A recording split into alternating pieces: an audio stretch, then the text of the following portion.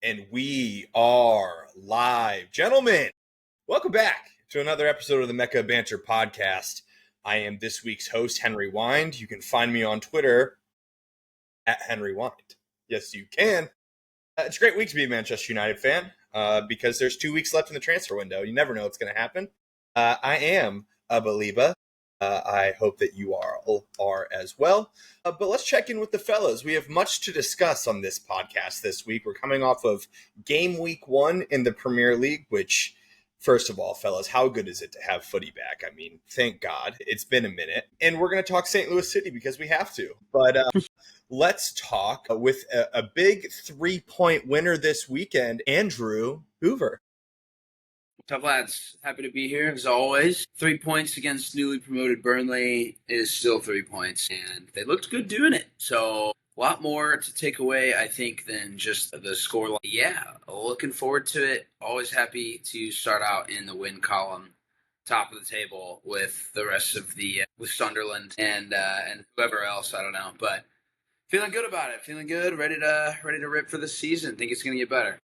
It always makes me laugh whenever I go on the Mecca Twitter account because like we follow all of our fan bases on there, but it's like all week long, all I was seeing was like, we're going to add Savinho and Eze to this already super team. Spurs are winning it all. And I was like, oh God, 2 weeks, man. It's insane. But excited to hear your thoughts on the game coming up. Y'all looked really good. So it was cool to see the second 3-point winner this weekend, and second for a reason. Lucas Winkleman, how are you doing, my boy?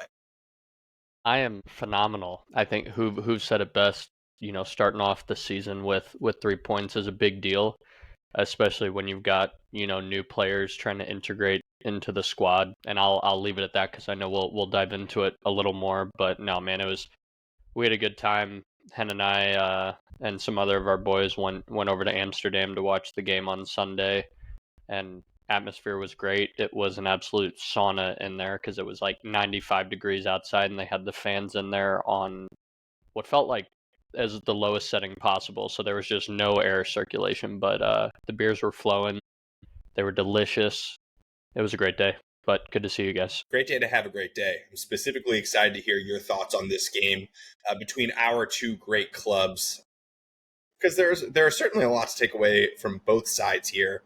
And then Nick Hayflinger, you're coming off of a tie, a 1-point game on the weekend to Crystal Palace. How are you feeling today? Also, Nick and his brother, for what it's worth, before you start talking, Nick and his brother kicked my ass in golf the other day.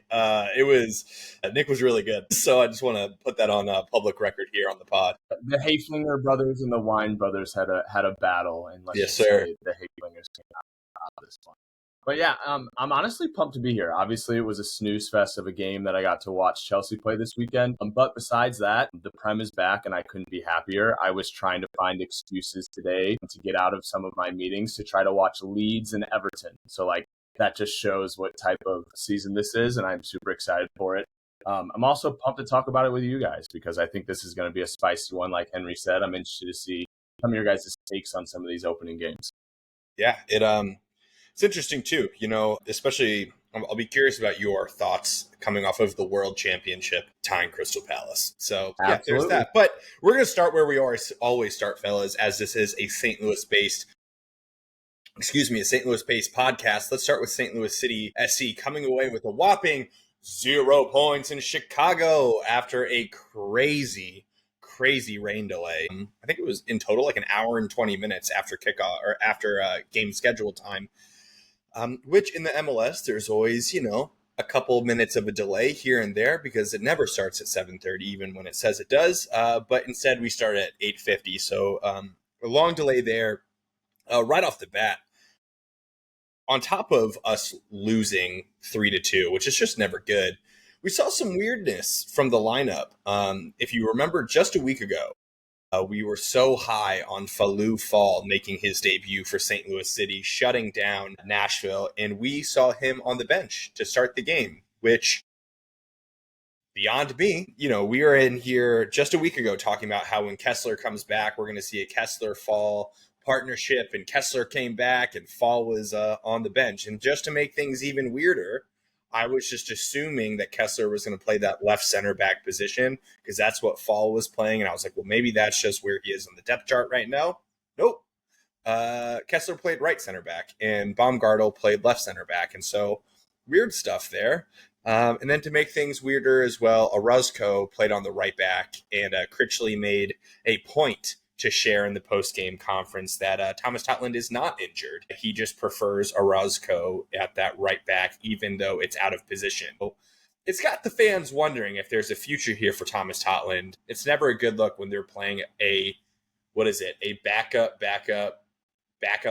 center back as a right back, and your first string right back can't get into the team. So there's that. And then we also squandered a lead again. We were up 2-1 and lost the game 3-2. So I am disappointed. I have nothing. So many positive things that you just said there, Henry. Oh my God, man. Good, it's right? Just like, I am an absolute sicko for this team. I will stay up. I will watch it. I will act like I don't care, but I so care.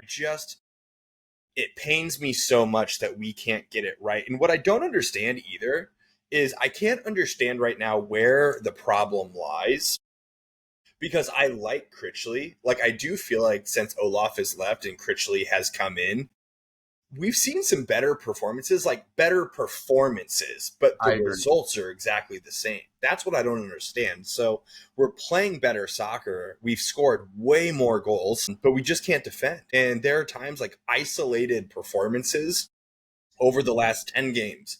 I can tell you a time that all 4 of our defensive players have played really well, but we've just never done it collectively. There's never been a time that we as a team have played really well as a back 4. Our midfield is whack. I think at halftime, I saw Chat City Tactics say that the midfield pairing of, Chris Durkin, Leuven, and Ostrak should be banned forever. They should never play a competitive match ever again. And I can't disagree there. It's just a tough watch.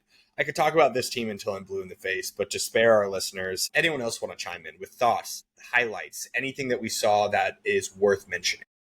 If the plan was to play Kessler for 60 minutes the entire time, why is Baumgartel not coming off the bench?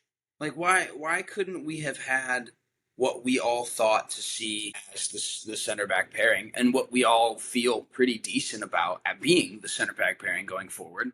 Why couldn't they have played together? Why did Timo have to start that game and not to start to maybe build a partnership that we all think should be what it is going forward? But that was disappointing. How high we were on Thomas Totland too, and to hear that all come from Critchley, it hurts. Not good. I don't see a world where Orozco is unseating Totland in that starting spot, and yet here we are. That's exactly what happened, and he got skinned on a cross that went straight into the box for an easy tap in. Like, some of that doesn't. The personnel moves have yet to make sense. We don't see Lowen Ghost much, but we definitely did this game. It was a pretty disappointing performance by his standards. And then, dude, Chat City's so right. Michael's point about needing a 6, like a real 6, and not a psychopath ball covering Durkin is pretty, damning. I think everyone can kind of see that now. The last goal, dude, unacceptable. And none of the goals were amazing, but a couple decent shots. Just to let Gutierrez step into the middle like that, take multiple touches, and nobody close him down to have a shot that unsights Berkey, who also didn't really have his greatest game either. But I wonder if he wants that one back. Like, I watched it multiple times, and I was like, that was not his best display either. No, I think he definitely wants that whole game back for sure. But, most of the time, he's never to be blamed. Like, most of the time, if he can make an effort towards it, he's going to make an effort towards it. He was unsighted on the second goal, went to the other direction. Really just more of the same, dude. It's just not getting better from a results standpoint. This is a results-driven business, and I'm for sure not, give Critchley the full-time job really yet, but also, Lutz's track record and managers is also not that great, I guess, to for being on our 4th manager in 3 years is not a good look for anybody. Starting to feel like Spurs a little bit out here. So, Yeah, it's just such a bummer, dude. Klaus has one that he would want back too, with a great ball from Kessler cutting lines. He had an opportunity in front of net. Sangbin, completely non-existent. I don't understand it. Like, I mean, I'm like trying to be careful about like writing guys off too soon, because it's like the season has sucked. There's no point in like piling up on a player just for sake of piling up. But I haven't seen it yet with Sangbin. Like, I think that he, to his point, he stayed healthy for a couple games in a row, which not a lot of our players have done. So there's that. But like, I mean, what's interesting is, and who knows? I mean, like, not everyone's a professional scout or everything like that. But when we traded for him, I think Sangbin was coming in, and a lot of people were comparing him to what like Rasmus Alm, who was in the crowd in Chicago, which is cool. A lot of people on Twitter got to interact with him in public, which was nice. But when Sangbin got brought in, they compared him a lot to Rasmus Alm, kind of that like flea-like pest, high presser, will run at you with the ball kind of vibe. I just haven't really seen it. Like, I mean, for someone who's supposed to be that like, really highly scouted player that who've got a little bit in trouble for saying that he wasn't that good. Dude. He's just not that. Like, it's just he's just kind of like a non-factor to me. So I don't know. It's really weird. And then also, like, not to be the bearer of bad news, but when you go back and you watch that second and third goal that we gave up, Falou Fall he had some really bad plays on both of those goals. Yeah. He got absolutely walked. I think it was for the second goal. Got just absolutely walked. And then the third goal, he didn't close down space. Like, I mean, so it's weird right now, and I do wonder with St. Louis City, like a couple weeks ago, Lutz went on the radio and basically was like, a lot of these guys don't have what it takes, and we're going to have a lot of conversations between now and the next couple of weeks. We'll see what happens by the end of the transfer window, which I believe is like soon, right? Like, the transfer window maybe is through the end of August, and we're not selling anyone. We're not getting rid of anyone. And who knows? Maybe Tottenham was one of those guys that Lutz talked about, and was like, hey, I just don't think he's that guy, which is why we're seeing Orozco. I think we're just a mess of a club, to be honest with you. It's really grim, in my opinion, watching us. I'm going to keep doing it because, like I said, I'm a sicko and I hate myself sometimes for it. But it's just, it's not looking good, bro.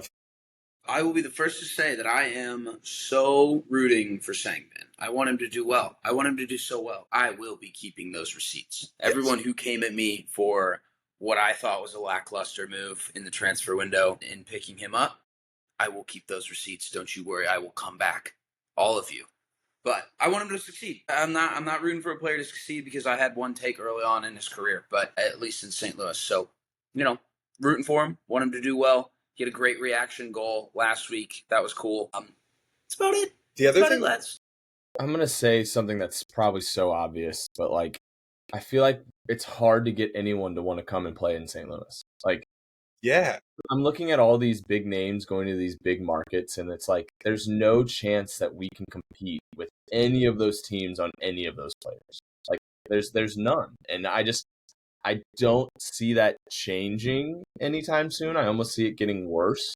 And like, it sucks, but like, that's the situation we're in. And I think we're going to be that team that has to grind with players that are homegrown and people that we find out of the rough. But like, I don't love being that, especially coming from a Chelsea side where we buy everyone.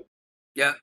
The issue is that, if you have an undesirable market, you can convince people with a big budget, i.e. Thomas Muller to Vancouver. Vancouver is not like the most highly rated place. I mean, it's beautiful, don't get me wrong. I was going to say, I would want to live in Vancouver, though. Yeah, but I mean, like, you're going from playing in Europe at like the very height with, Bayern Munich, and you're playing for the German national team, to go to a place that, like, for the majority of the year is like cold as fuck, and it's rainy a lot when it's not cold. Like, it's whatever. But they are willing to break the bank to do it. So we're kind of this perfect blend of St. Louis isn't that desirable place, and our owners don't want to spend any money. It's tough to attract that talent. To be the Cardinals of the MLS, and it's just not really working.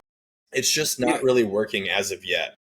Cardinals have history, though. Cardinals have championships. Cardinals have a winning Organization towards baseball and organization. And yeah, we've not seen that in the last couple of years, but like there's at least something there. Like, people are always like, yeah, we're the baseball heaven, best fans in baseball. Like those things that I still stand by as being pretty true. That's, we have a great fan base and great atmosphere at games, but like, gotta have something to back it with. You're also going to lose that fan base and lose that stadium atmosphere if you don't do something. Very much so, like the Cardinals are doing right now. So, yeah, I'm with you 100%. It's just a culmination of bad things that are not really allowing us to get any better at the moment. I also think like what I also don't understand is like I know that like Chat City Tactics wants us to sign a 6 so badly, right? Like I agree. I think we need it so badly. I feel like Durkin can be that guy. He just is so not disciplined with how he presses, with his positioning, which like bums me out because I feel like the first couple of games last year when we got him from DC, like he was playing that 6 role. Like, yes, he pressed, but he was like really quick to go back to his position. He was really quick to play like a short pass. Maybe once or twice a game did he play like a long ball, but now he's like supposed to be playing that kind of like center midfield role, whether it's a 6 or an 8, it's kind of up to him. But like he's oftentimes like the highest pressing guy up the field, and then like he covers so much ground, which I appreciate, but it just to me it feels so undisciplined. Which you have to cover ground with a purpose. Like that's a coaching thing to me. Yeah, I'm like, yeah. If his natural tendency is to go run around and chase the ball, like you said, Hoover, you got to coach that out of him. You got to say like, hey, bro, you got to stay a little bit disciplined when you do this. And that to me is a Critchley thing. And so if we're not going to sign someone here in the next couple of weeks, or it's actually not even, now that I think about it, it's actually, we only have like 3 or 4 days left. Because I remember Michael saying that like, oh yeah, we only had 6 days left and it's a perfect time to sign a 6. But I don't think we will. And so who knows? Maybe it'll be Durkin, maybe it won't, but it just can't be that same combination of 3. But anyway, I think what's sad, I'll just call this out too. What's sad about this podcast right now is that like typically we look forward so much to recapping the St. Louis games and like we talk about it like for a while. Like we have some pretty like good discussion and honest discussion about the game, and it's just hard week over week to do that at the moment. So that's a little sad. But let's move on to the Prem. As we were discussing about what games we wanted to talk about, what's kind of like the talk of the town, Nikki brought up the Alexander ESAC drama. I specifically am interested in hearing about this and talking about this because he is on my fantasy team. I need him to figure his shit out. Otherwise, I'm looking at a really terrible first-round pick. But Nick, for the people that don't know what's going on with the ESAC situation, tell the listeners what's going on and then like give a take. Like, what are your thoughts on it? Yeah, so basically, pretty much what's happening is ESAC has pretty much told the club that his only desired destination that he would like to play is Liverpool. He is not training with them. He doesn't want to talk to any other clubs. There's no communication with Chelsea, United, Arsenal, anyone like that. It is only Liverpool. And Newcastle is not accepting any bids that Liverpool has sent their way. And they're pretty much holding out. The reason why I think this is so wild is because I think it's one of the first times we've seen a player, or I mean, there's probably a couple of different instances that we can call out, but not one of this magnitude in a very long time where a player is pretty much like saying they're bigger than a club and that they deserve to go elsewhere. And I just think it's insane to me. Even if I'm Liverpool, like I would now question who I'm signing as far as ESAC goes with someone who is not willing to go back to the current club that they're at. Obviously, we don't know what's going on behind closed doors and those conversations that are happening, but I just find it really interesting, and I do feel bad for all my Newcastle supporters because they're pretty much getting big dick by ESAC, which I think is hilarious. I agreed with just about everything that you said until you said I feel bad for my Newcastle supporter friends. I don't feel bad for them at all. Not one bit. But what's interesting, okay, so to add a little context, I was listening to the Overlap talk about this situation. Apparently, allegedly, the previous owners of Newcastle, it was like that husband and wife or whatever it was, that are no longer there. I guess last year they had like a gentleman's agreement with ESAC that they were going to give him a new contract for like mega money because he was proving his weight in gold as a player. And now that those two are no longer in power at Newcastle, the new regime is not willing to honor that contractual agreement. And so ESAC is saying, I'm not playing for you all because you're paying me nothing. So I'll only go to Liverpool. And so there's a couple of things that can happen with that, obviously. Liverpool can either, nut up and pay the fee that Newcastle wants them to pay, or Newcastle could offer a new contract. There's that as a possibility. But what's weird is, Nick, this is one of the first times that we've seen this happen from the player perspective, because we've seen multiple times that, Chelsea's a great example where when Maresca came in, he basically like handed Bowley and co. the list of players that were like on the team and the guys that weren't. And they're like, yeah, you can keep training, but like, you're not going to be with the first team. You're not even going to train here. We've seen that, there's David Beckham getting kicked out of Real Madrid training, like all this stuff, but it hasn't been, player to team with a player that's at the height of their power. I think that's why it's so substantial. Like, he's not training with them. He's at Sociedad right now. Like, he's back in Spain. Like, at least he's like playing a little bit, but like, I think it's so wild, especially in a position like striker, where like it's very much like confidence, how you're feeling at the moment, momentum. Reactions. Yeah. Yes. And so like, I'm very shocked that this is how it's going. And if like, even like ESAC's manager, like, what on earth are you doing, dude? Like get it to freaking together. This is like one of the biggest moves in your client's career. And like, blowing my mind on that one. In a World Cup year, too. Now, that's the thing. Sweden's going to take him to the World Cup whether or not he plays 2 football games or 40 this season, because Sweden needs him. But, like, that's every player's dream, is to play and be at the peak of your abilities come the Summer World Cup. And, like, he's just not making that. He's not doing it. He's not doing anything. And they win this game against Villa comfortably if he's in the side. It's 0-0, 60th minute red card for Villa, and they ended, still. It's weird now too, because like the Newcastle fans won't even accept him back. It's so weird. Did you see the chants after the game? No. What was it? After the game was over, they're pretty much saying like, we know who the pussy is, we know who the pussy is, we know who it is, and they were like, Jeez. And then the best part was the manager came out and was like, loved the fans' chants today. I thought they did a really good job. Wow.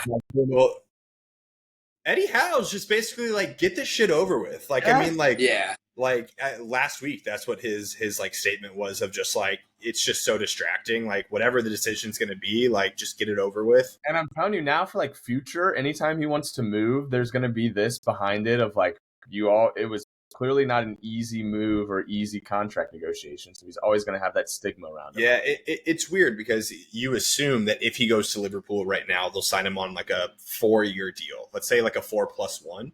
This is the big contract. Like, this move is the move for him in his career. And that's, and like, just to call a spade, we also saw Victor Gyökeres do the same thing to Sporting, to Arsenal, wanting to go to Arsenal, but it's kind of different.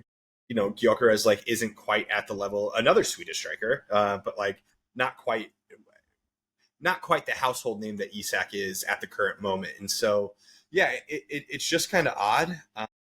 It's really going to be the talk of the town next week, whenever it's the Liverpool-Newcastle game this weekend. What do you think? Well, I was also going to say, like, if I'm Liverpool, and after the performance that Ekitike just gave me, and you got to get Newcastle to drop the price. Yeah, have to. You can easily say like, clearly we don't need him, and I'm assuming that's what you were about to say. Yes. And as a first-round draft pick on my fantasy team, I hope that happens. I need Ekitike to start every single game. Yeah, bro, he was really good. He was really good. Yeah. He was really, really, really good. Link up, obviously his goals, plural. Did he score 2? 1. He had an assist, though. Gotcha. His goal was great. His assist was great. Okay, so fast forward 2 weeks. What's going on with ESAC at the end of the window? Where is he? I don't know either.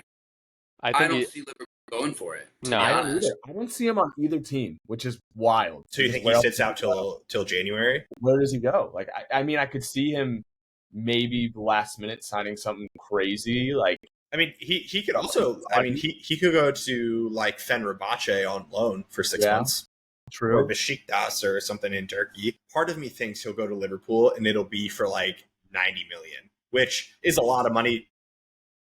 Well, I mean, yeah, if he doesn't, I'm so fucked on my first pick. And at the same, what if he goes back? Like what to Newcastle? There's no way. There's no way, right? The thing is though, is like if he doesn't get the move, my guess is it'll take 3 weeks for him to get back into the lineup. Then he'll come off the bench in one game. He'll probably get some booze or whatever. He'll score a goal and people will kind of forget about it. It's just, it's how footy works, but it's crazy. It's wild.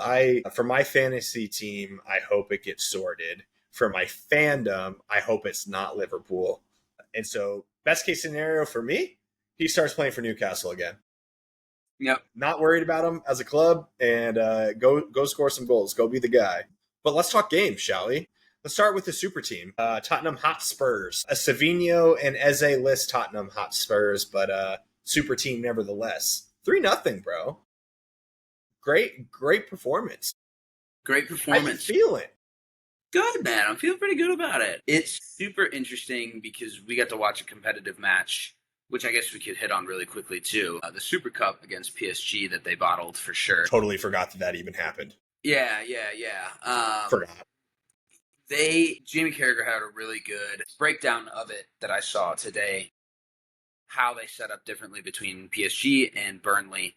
And it was a completely different style and system change. Like, playing against PSG, obviously, you know the talent that they have, you know the high press that they put in. It's just a different team than Burnley. There's no way around it. So he played a modified 5-3-2. Kudus up top with Richarlison. Very, very dependent on set pieces. And truthfully, I would tell you that 75 minutes of that game, they kind of played PSG off the pitch. Absolutely.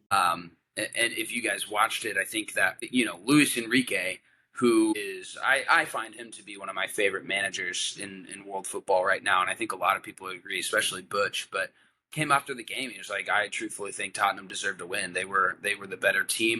You know, obviously a little bit reliant on set pieces, but it's cool to have that in your back pocket now. And under Ange, set pieces were just not a priority whatsoever. And then you look at the Burnley game, they set up completely different. They had a back four, 3 through the middle, 3 up top, Brennan Johnson back on the side, Kudus out on the right, and Richarlison the lone striker.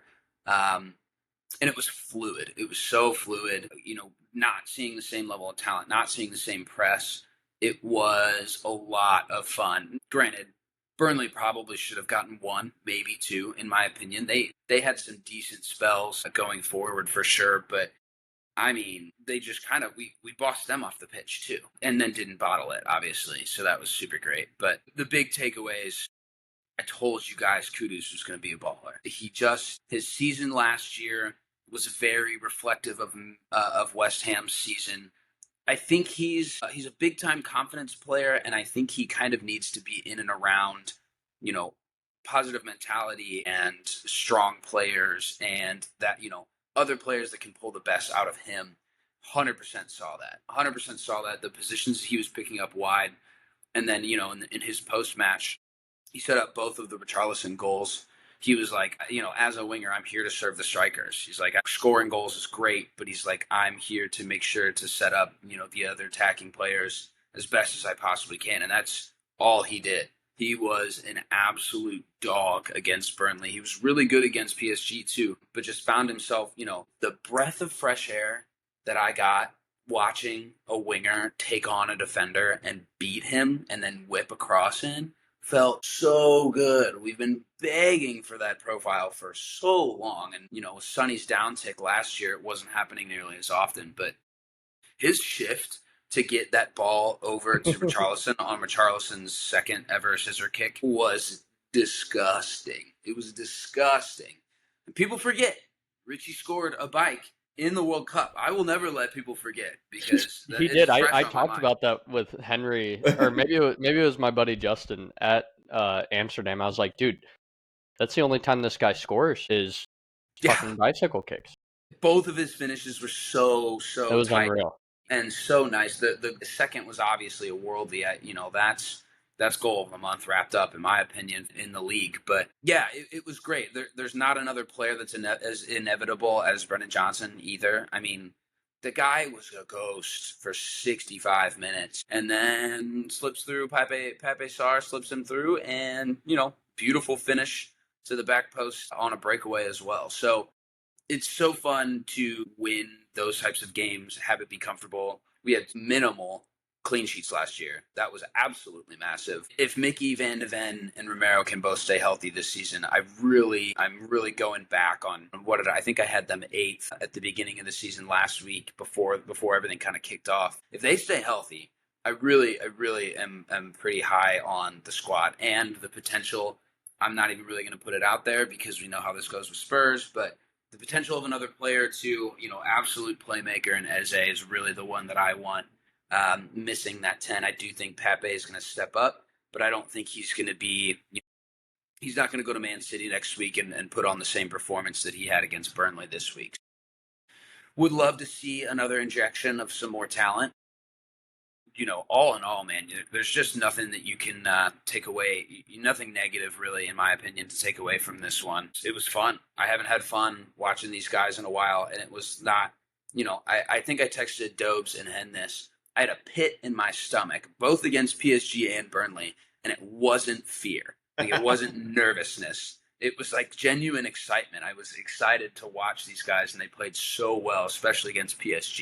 So many good takeaways from that game, even though they kind of threw it away at the end. But yeah, I'm loving it, and I think the tactical flexibility under Frank is an extremely welcome change. Obviously, Ange Postecoglou changed my fucking life with the trophy in Bilbao. So legend for forever. Big shouts, Ange. Big shouts, Ange wore a trophy, but it's nice. It's welcome change. Romero signs a new contract today. That's like a new signing. With the excitement that Spurs had about it. New club captain. He's gonna stick around, Nicky. He's gonna haunt your dreams. I promise. Oh, fuck. So good.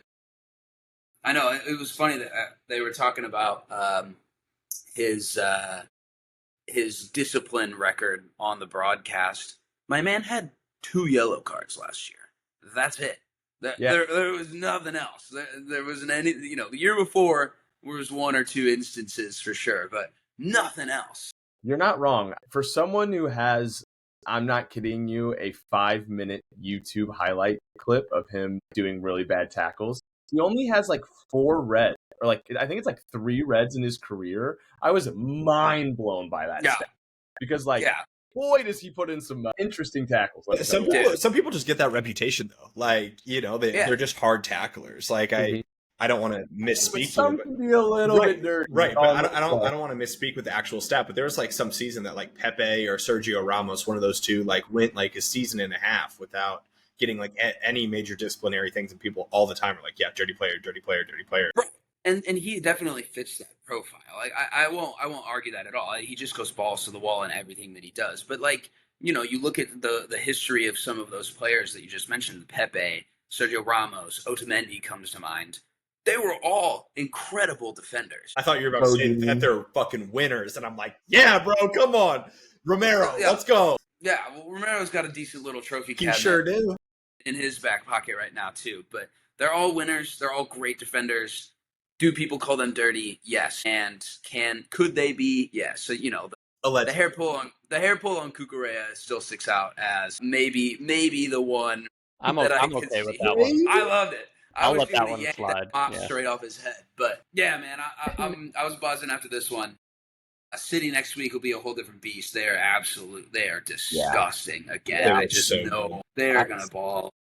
Yeah, I don't know if we want to transition into that, but I was talking with Henry at golf, dude, and they are scary, especially because they have something to prove now too. Of y'all forgot who we were, and I do not want to play them anytime soon. No, I picked them as my title winners last week because don't blame you. Because Pep's 1, not going to let that happen ever again. And 2, they're still dogs, dude. They've Reinders, brother. Got to give them flowers, man. Ridiculous. Yeah. Reinders was disgusting. Cherky played 15 minutes, scored, disgusting. And Haaland just bags goals. He just bags goals. He bags goals. You know, he touched the ball, I think, like 4 times in the first half. Doesn't matter. 2 goals, no problem. Whatever. Yeah, dude. City. He also looks fully fit. I know he had his injury problems last year, but Haaland looks like he's going on, 100% speed. But yeah, Reinders for me, it's like you just don't need to say much else. The assists, the goal. He didn't even get an assist on the Haaland first goal, and Really? he orchestrated. Yeah, went to Oscar Bob. The confidence he has on the ball is just absurd. Yeah. He is the prototypical Pep center midfielder. Like, the guy has passing range, he's got speed, he can dribble anybody, and then he's got a decent little finish on him.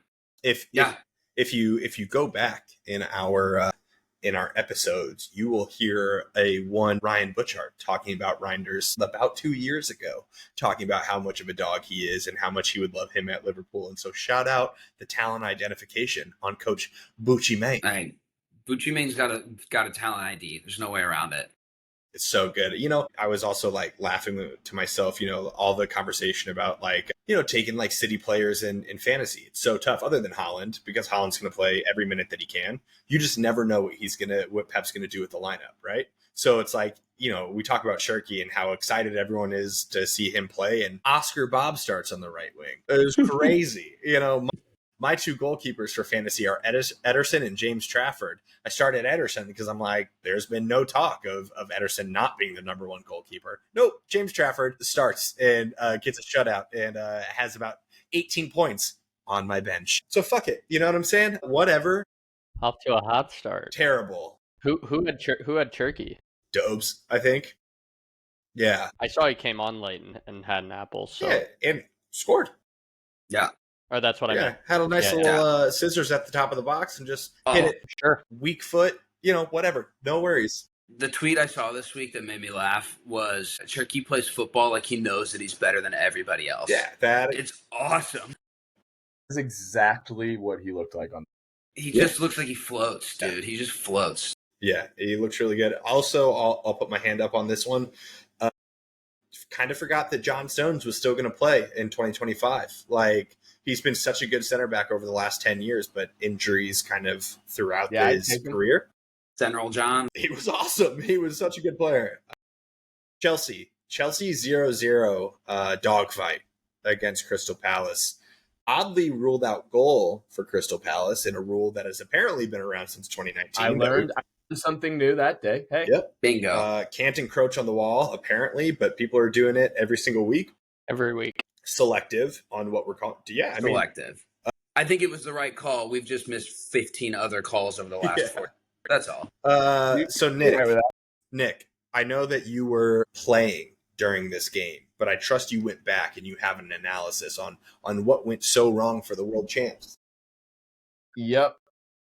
As Henry was saying, that's how I was going to start it off. I, of course, was playing some footy, some pickup ball with the boys at 8 a.m. So I had it on my phone with the volume all the way up.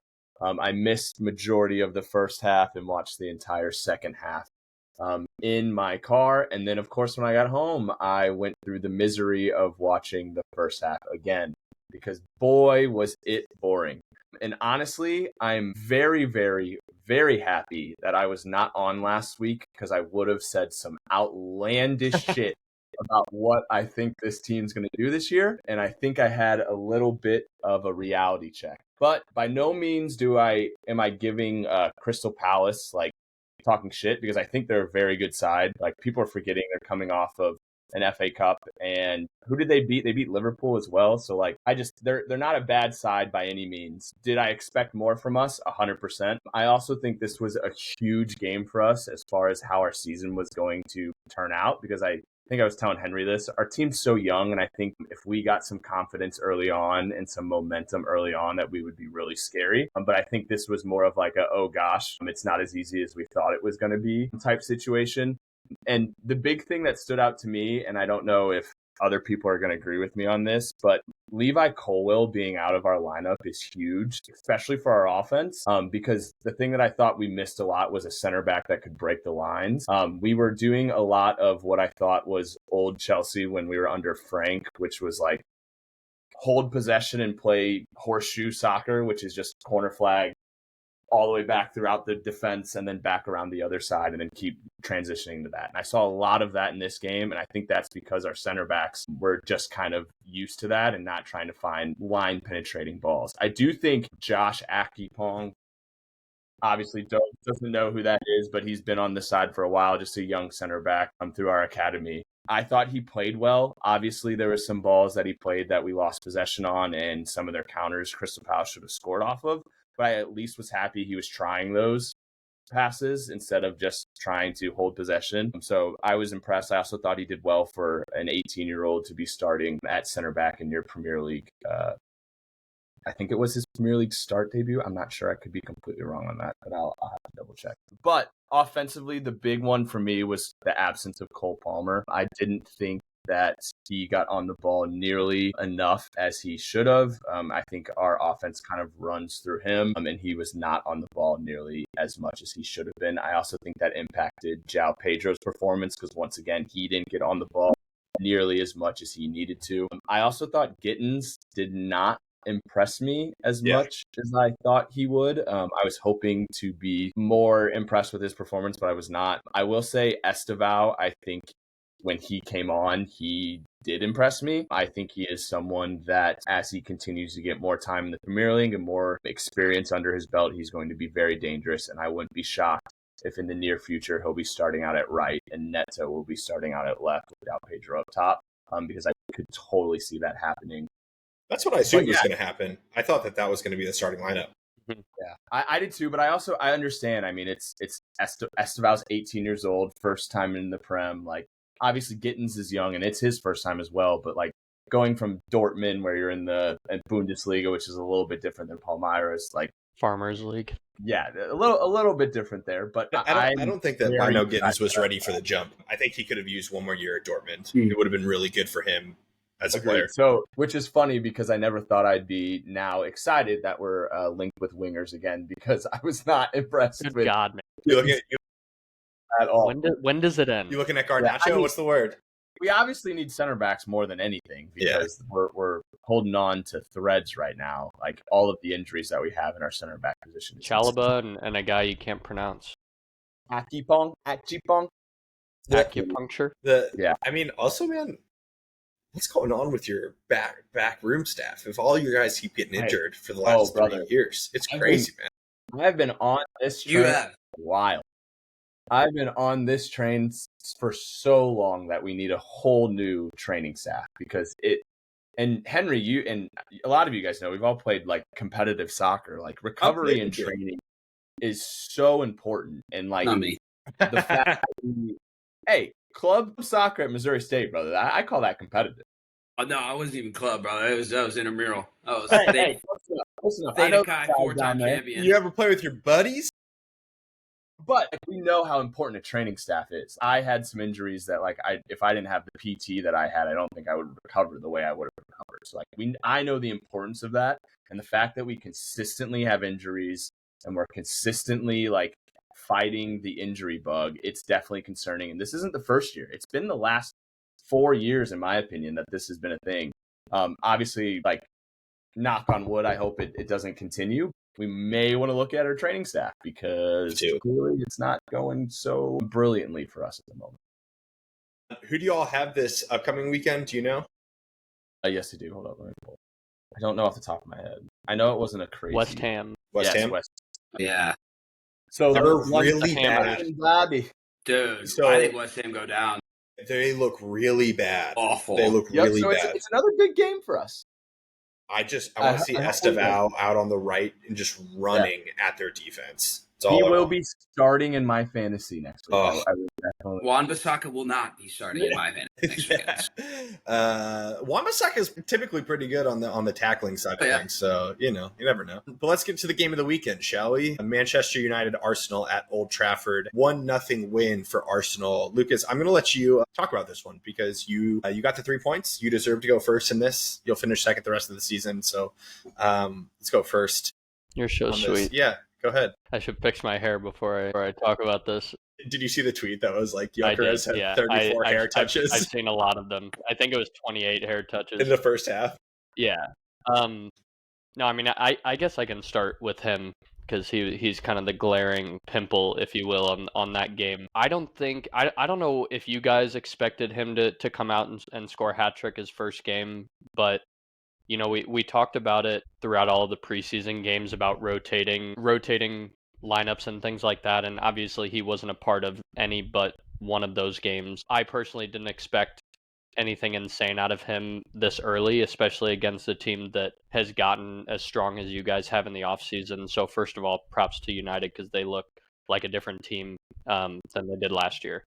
But I think that like a lot of our players, at least those of whom are coming from systems that are completely different from the ones that they're going to, he's used to playing a very specific way with Sporting, and we're used to playing a very specific way without a world-class striker. So I think that's going to naturally take time, and I'm still super optimistic that we'll figure out how to utilize his talents, and it'll be scary when that time comes. I'll take set piece goals anytime we can get them. Obviously, that's our bread and butter, but it's clear that we need to find other ways of scoring. And once we figure out, sort of those penetrating passes up the middle, I think that side of our game will start to click, and Gyökeres will get more involved as we go. But I think we talked about it with Liverpool winning last season. We've talked about it with City winning the couple seasons before, but I think a sign of a good team is still winning football matches, even when you aren't playing your best. When we didn't have nearly any attacking rhythm going forward, not much creative spark, extremely slow build up, and still pulling out 3 points. I think that's a big deal for us as a club. Obviously, the fans and players know that that's not how we wanted to come out to start the season, and it's not traditionally how we come out in the first 10 15 minutes, first half of the first half, whatever you want to call it, that we were used to seeing out of this team last year especially. But I think that'll get fixed. I still think we have a couple new players that are getting adjusted, and we're trying to figure it out still. So the fact that we pulled away 3 points from a team that looked as good as you guys did, extremely happy with that.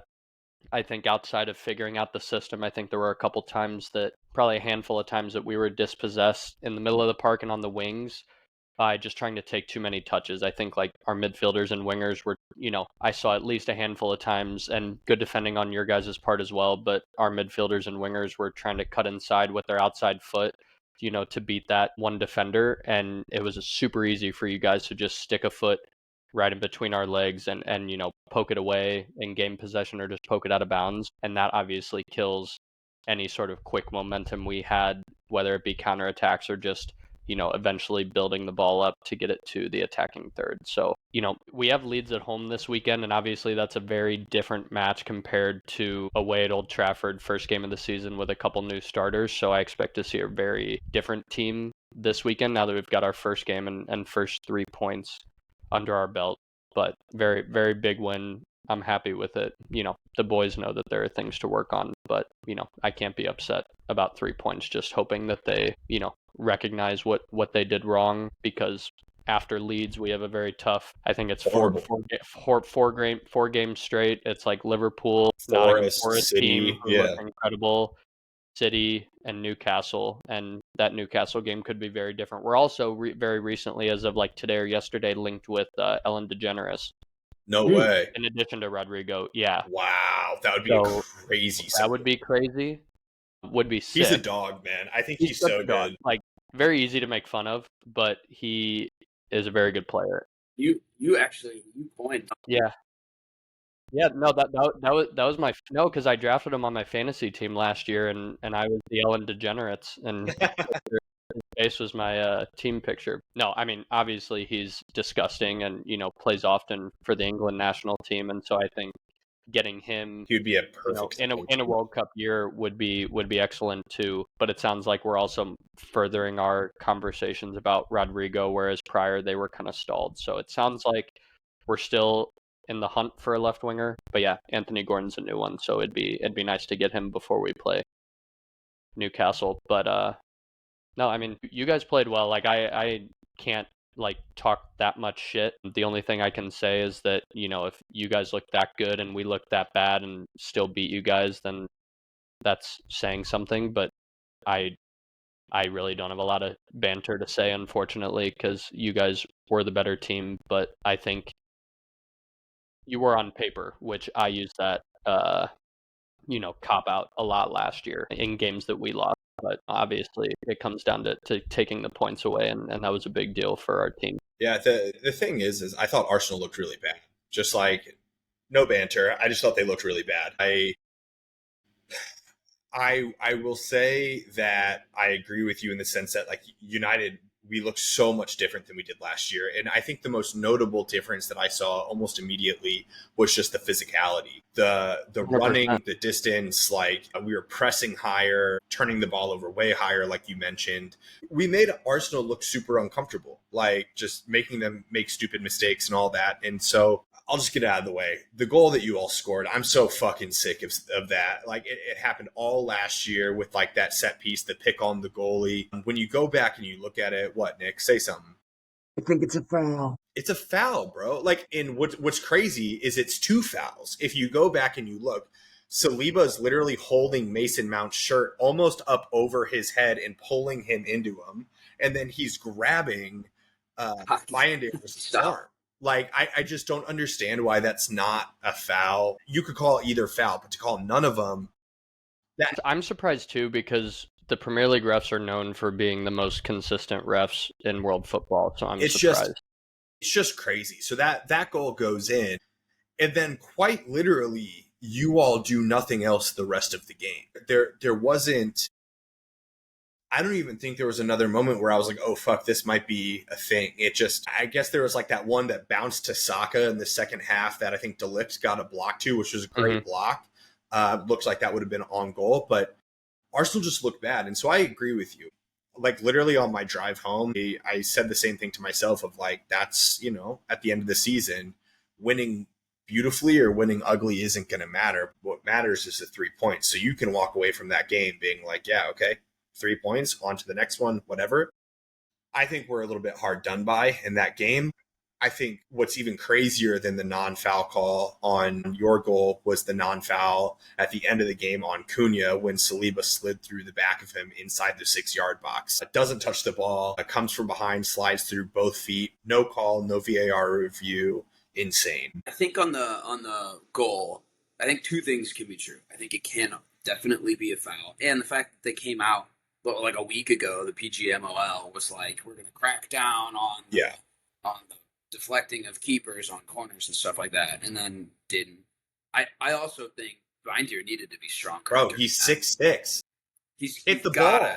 You've got to get up for that. David Raya got up and punched over De Ligt's head. Like, you got to win that. As a looking at the replay too, he doesn't just have Saliba in front of him though. Like, you know, or Saliba and Mount. Like, there were like 4 or 5 United guys and Saliba there. So it's literally like getting backed into by, you know, not just Saliba, but everybody else trying to mark it. Like, it was almost like the United defenders like further blocked him off. Like, I think if it was just Saliba and they just let him be there, just blocked him off on that one. I mean, okay, agree to disagree, but there's no way for him to like go around him either, because there's 2 guys on either side of Saliba in red shirts that are blocking his ability to go up for it too. Granted, with him being 6'6", I still think he should be getting above that. I'm not a goalie. I'll never claim to be a goalie. This is where I wish that we had Griff on a weekly segment where he could give his goaltending takes. But as a keeper, he'd be praising the keeper that kept us in that game. He would. I mean, David Raya was clearly the man of the match for Arsenal. He had one misplaced pass, but other than that, he was great. He was phenomenal. He was really good and came up when he needed to. He had some really big saves. But United won every single aspect of the game except for the one that matters. So moral victories, whatever. Really, really pleased with Cunha. Really pleased with Mbumo. I thought Dorgu was really good. Dorgu was awesome. Delict was great. He had a colossal performance. Šeško came on. Honestly, didn't really see a whole lot, but granted, he's only been with the team for a week. He's probably not even fully fit yet. I imagine against Fulham next week he starts. So we'll see. I'll kind of reserve any judgment for then on his performances, but I don't know. I think it's still pretty clear that we need a center midfielder. But what makes me happy about that game is if we play like that for the rest of the season, I feel really good about the direction that we're headed. We took 22 shots in that game. We haven't taken 22 shots in a game and couldn't even tell you how long. And with a little bit more of sharpness, some of those Mbumo shots, some of those Cunha shots, some of those Šeško shots, they'll hit the back of the net. It just, you don't shoot 22 times in a game and not score a goal very frequently. So I think the same thing can be true about Victim Jokeris and Seska Fender. Did you have to look that up before you said that? Just to Oh, no. The slander names that I've seen on Twitter have been generational for both of them. So I will keep those going. I think it's yes, neither of them are completely fit. Both of them are getting thrown into new systems, new styles, new teams, obviously, things like that. But the hype and the price tag, you didn't necessarily need them to score a hat trick. You wanted to see something. That's the thing. And dude, we just didn't get him the ball that much either, though. No, he didn't. Didn't do anything. Right. Yeah. So it's easy to talk shit on Gyökeres more than Sesko because he played twice the minutes, but yeah, I feel like neither of our clubs got them the ball. And not just, I don't just mean getting them a ball to lay it off and then that be it, but getting them in the spaces that they're known for being most impactful. I think that's something that our teams still have to figure out because in a way, what was it? Højlund had 13 big chances or 13 chances on goal last year? No idea. And Sesko scored, more than that in goals. I forget what the stat was, but same with Gyökeres, both of our clubs need to find ways to build up properly to get our strikers the ball in space if they're going to be anywhere near worth the price tag that we paid for either of them. At the end of the day, you can pay whatever you want for a player, but if you're paying a significant amount for a player, especially a player in a position like that, and you're not, feeding him in the way that he needs to be fed, how do you expect him to eat? 100%. Quote that shit. Boys. I was laughing. First half, we sent in so many good crosses. To start the second half, we put in so many good crosses. The moment our 6'5" freak of a forward gets on the field, we forget to cross the ball, which I was like, God damn it.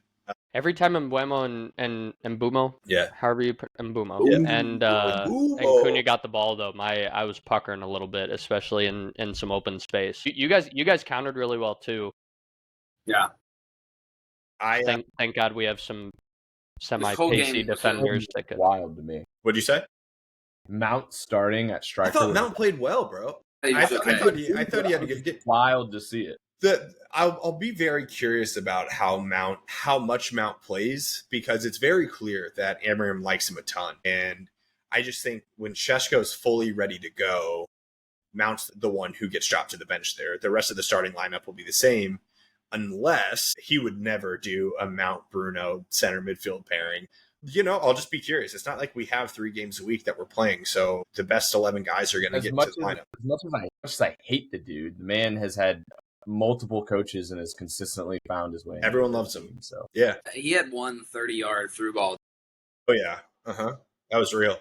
Well, yeah, he had he tracked back and made a tackle on Saka in the corner, and I was like.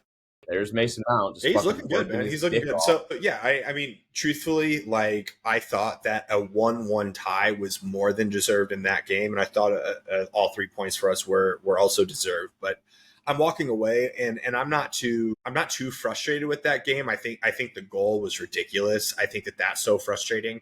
But I'm really happy with how we played. The last thing that I'll say, because Dobes would kill me if I didn't say it, but. Ugarte, man. Ugarte came on and had one of the worst cameos I've seen in a long time. Bad.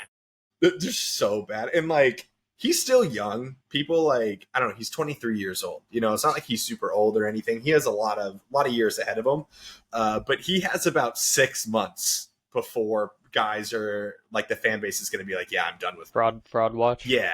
And fraud watch for sure. Like, but I mean, to be fair, like what we're seeing with Onana, what we're seeing with Hoyland, it seems like Ineos's MO right now is you have 2 years to prove yourself.